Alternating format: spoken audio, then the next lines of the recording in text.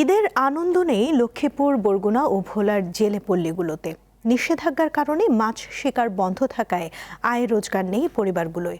এতে তাদের মাঝে বিরাজ করছে নীরবতা আর হতাশা।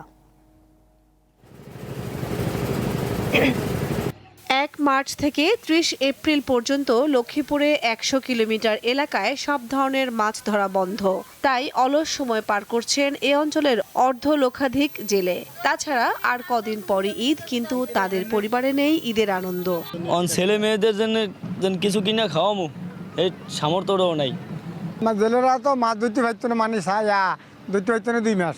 এরপর সানি ইচ্ছা আছে, এখন মানে খাই খরচ আছে, হতায়াতি আছে, কিভাবে কিরবন মানে কি করা। নিষেধাজ্ঞার ২ মাস সহ ৪ মাস প্রত্যেক জেলে পরিবারকে ৪০ কেজি করে চাল বরাদ্দ দেওয়া হয়, কিন্তু এখনো তা অনেকেই পায়নি।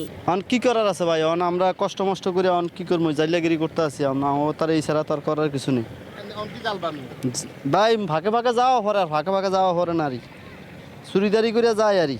ঈদের কেনাকাটা তো দূরের কথা, সন্তানদের মুখে একটু ভালো খাবার তুলে দেওয়ার কথাও ভাবতে পারছেন না অসহায় পরিবারগুলো। এখন পিরিয়ড হোক রেগুলার বা হেভি, প্রয়োজন মতো কনফিডেন্স আছে রেডি। Play with confidence.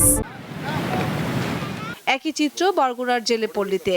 নদীতে নামতে না পারায় কর্মহীন সময় পার করছেন জেলেরা। তাই ঈদ যেন তাদের কাছে এক কষ্টের নাম। এখন এই যে ঈদ যে করবো, গুড়োগাড়া নিয়ে সংসার নিয়ে, এই যে ২০ জন মানুষ এই ভোটটায়, কিন্তু ঈদের তো আনন্দ ফুর্তি তো মনের ভিতরে নাই।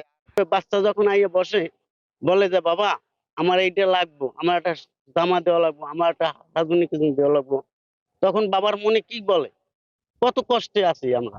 আমরা যে ঈদ করবো, সেই ঈদের কোনো কিছুই আমরা পর্যাপ্ত আমরা কিছুই পাইতেছি না। শুনছি চাউল দেয়, চাউল দেবে, কবে দেবে সেটাও জানি না। ইলিশের নিরাপদ প্রজনন নিশ্চিত করতে মেঘনা নদীতে ২ মাসের নিষেধাজ্ঞা থাকায় ভোলার জেলে পল্লীগুলোতেও এবার ঈদের খুশি অনেকটাই ম্লান হয়ে গেছে।